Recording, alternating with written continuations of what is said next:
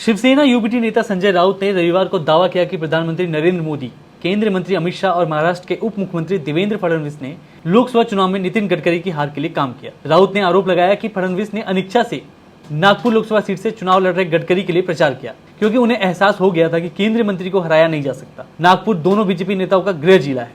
उन्होंने शिवसेना के मुखपत्र सामना में एक लेख में कहा। शिवसेना यूबीटी के नेता ने आरोप लगाया कि मुख्यमंत्री एकनाथ शिंदे ने हर निर्वाचन क्षेत्र में 25-30 करोड़ रुपए बांटे थे और उनकी मशीनरी ने अजित पवार के नेतृत्व वाले राकापा के उम्मीदवारों को हराने के लिए काम किया। योगी आदित्यनाथ पर निशाना साधते हुए उन्होंने कहा कि अगर लोकसभा चुनाव के बाद मोदी शाह सरकार सत्ता में लौटती है तो उत्तर प्रदेश के मुख्यमंत्री को बदल दिया जाएगा। महाराष्ट्र की 48 लोकसभा सीटों पर 19 अप्रैल से 20 मई तक 5 चरणों में चुनाव हो चुके हैं। दावों पर तीखी प्रतिक्रिया व्यक्त करते हुए राज्य भाजपा प्रमुख चंद्रशेखर बावनकुले ने कहा कि राउत भ्रमपूर्ण हो गए हैं। भाजपा एक पार्टी नहीं बल्कि एक परिवार है। जिन लोगों ने हमेशा गुटबाजी की राजनीति की है वे पारिवारिक बंधनों को कभी नहीं समझेंगे। मोदी, शाह, योगी आदित्यनाथ, गडकरी और फडणवीस भाजपा के परिवार का हिस्सा हैं। हम हमेशा राष्ट्र के सिद्धांत पर काम करते हैं, पहले देश, फिर पार्टी और आखिरी में खुद। बावनकुले ने कहा कि राउत के लिए राकापा एससीपी प्रमुख शरद पवार हमेशा पहले आते हैं, उनके हित और उद्धव ठाकरे सबसे बाद में आते हैं। अगर राउत में साहस है तो उन्हें एक कॉलम लिखना चाहिए कि उन्होंने 2019 में मुख्यमंत्री बनने की कोशिश कैसे की, जब अविभाजित शिवसेना ने राकापा और कांग्रेस से हाथ मिलाया था। को कांग्रेस पार्टी के नेताओं को चैलेंज देता हूं कि जो 60 साल में कांग्रेस ने जो काम नहीं किया है वो 10 साल में मोदी जी के नेतृत्व में हमारी सरकार ने करके दिखाया। सरकार की बात तो लंबी होगी, मैं अपनी बात करता हूं। मैंने केवल दिल्ली में 65,000 करोड़ के रोड बनाए। 65,000 करोड़, 35,000 करोड़ के पूरे हुए। दिल्ली से मेरठ 8,000 करोड़ का, बीच में 14 लेने 90 किलो। आपके यहां से नजदीक, आप जाती होंगे, मैं तो बहुत कम जाता हूं इधर। 8,000 करोड़ का रोड बनाया। मेरठ में मैं गया था, लोग मुझे बताते थे पहले हमको 4.5 घंटे लगते थे, अब 40 मिनट में पहुंच जाते हैं और आइसक्रीम खाने के लिए कैनॉट प्लेस जाते हैं। फिर दिल्ली का रिंग रोड हमने बनाया। झगड़ा चल रहा था, दिल्ली, उत्तर प्रदेश, हरियाणा, सुप्रीम कोर्ट में केस थी। वो भूरे लाल करके एक हमारे रिटायर्ड आईएएस ऑफिसर थे, उनके अध्यक्षता में सुप्रीम कोर्ट ने एक कमेटी बनाई थी। कोई राज्य अपना हिस्सा नहीं दे रहा था। मैंने कहा छोड़ दो, किसी के पैसे नहीं चाहिए। मैंने 12,000 रुपए खर्चा करके दिल्ली का रिंग रोड पूरा किया, पेरिफेरल रोड। अभी दिल्ली देहरादून हाईवे बना रहे आपका। मैं आज ही देख रहा था कितना ट्रैफिक जाम। आप कैसे रहते हो मेरे समझ में नहीं आता। मैं इसका इंस्पेक्शन करने के लिए गया था तो दोनों बाजू में कितनी तकलीफ आपको होती है, पर आप चिंता मत करिए, इस साल दिसंबर के बाद आपको कोई तकलीफ नहीं होगी। दिल्ली से देहरादून 2 घंटे में होगा और दिल्ली से हरिद्वार 1.5 घंटे में होगा, ये मैं आपको वचन देता हूं। ये जो हाईवे बन रहा है, ये दिल्ली देहरादून एक्सप्रेस वे अक्षरधाम से बागपत ईपी तक 31 किलोमीटर 3,500 करोड़ का है। गीता कॉलोनी से खजूरी खास तक 6.4 एलिवेटेड रोड है, बड़ा फ्लाईओवर है। 3 सर्विस रोड बनाए और हम निश्चित रूप से दिसंबर तक इसको पूरा करने की कोशिश कर रहे हैं। आईएसबीटी, शास्त्री चौक, शास्त्री पार्क, खजूरी खास, लोनी और मंडोला में इंटरचेंज बना रहे।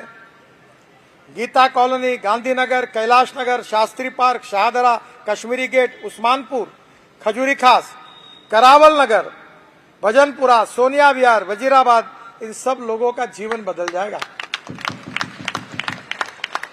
अक्षरधाम से बागपत 30 मिनट में और लोनी से बागपत की सफर 10 मिनट में होगी।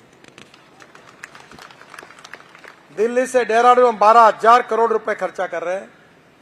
212 किलोमीटर का रोड है, 6 लेन है और 2 घंटे में आपको देहरादून पहुंचेंगे। और आगे मैं और टनल बना रहा हूं। मुझे बताइए, दिल्ली से देहरादून इसके पहले क्यों नहीं हुआ? फिर दिल्ली से अमृतसर कटरा रोड बना रहे हैं, वो भी दिसंबर में पूरा होगा। दिल्ली से अमृतसर 4 घंटे में, दिल्ली से कटरा 6 घंटे में और दिल्ली से श्रीनगर 8 घंटे में।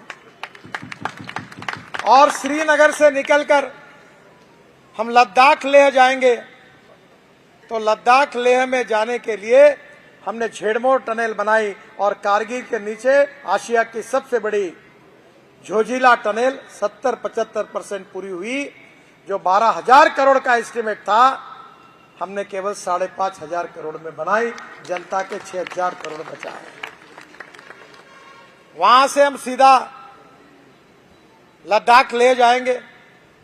लद्दाख लेह से हम लोग मनाली तक आएंगे। तो 8 टनल हम बना रहे हैं। फिर रोहतांग पास आपको मालूम होगा, मनाली से रोहतांग पास जाने के लिए 3.5 घंटे लगते हैं। अब हमने अटल टनल बनाई है, 8 मिनट में जाते हैं।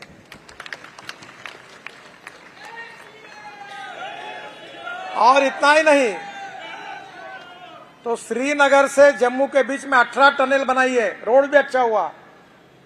अब आप एक दिन में सुबह निकलकर शाम तक दिल्ली वापस आएंगे, वैष्णवी माता का दर्शन लेंगे। फिर दिल्ली आएंगे तो दिल्ली से मुंबई हाईवे बनाया है, वो भी दिसंबर तक पूरा होगा। दिल्ली से मुंबई 12 घंटे में, दिल्ली से जयपुर 2 घंटे में, और दिल्ली से सूरत तक जाने के बाद एक 80,000 करोड़ का नया हाईवे का काम जोरों में शुरू है। वो है सूरत से नासिक, नासिक से अहमदनगर, अहमदनगर से सोलापुर, सोलापुर से कर्नूल, कर्नूल से चेन्नई, कन्याकुमारी, हैदराबाद, कोचीन, त्रिवेंद्रम, बेंगलोर, मैंगलोर, पूरे साउथ को।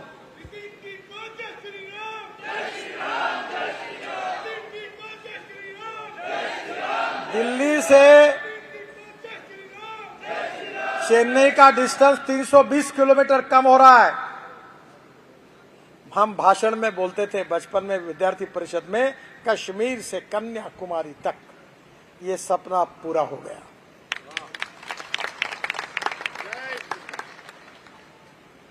अभी मैंने 4 धाम का रोड अभी 70-75% ही पूरा हुआ है। तो मुख्यमंत्री जी ने मुझे बताया कि बद्रीनाथ, केदारनाथ आने वाले तीर्थाटन करने वालों की संख्या 3 गुना बढ़ गई है। अगर टूरिज्म बढ़ेगा तो टूरिज्म में होने वाली कैपिटल इन्वेस्टमेंट 49% रोजगार निर्माण करने के लिए काम में आती है। और आप हमसे जुड़े रहने के लिए सब्सक्राइब करें YouTube पर, फॉलो करें Twitter पर और लाइक करें Facebook पर। और ज्यादा जानकारी के लिए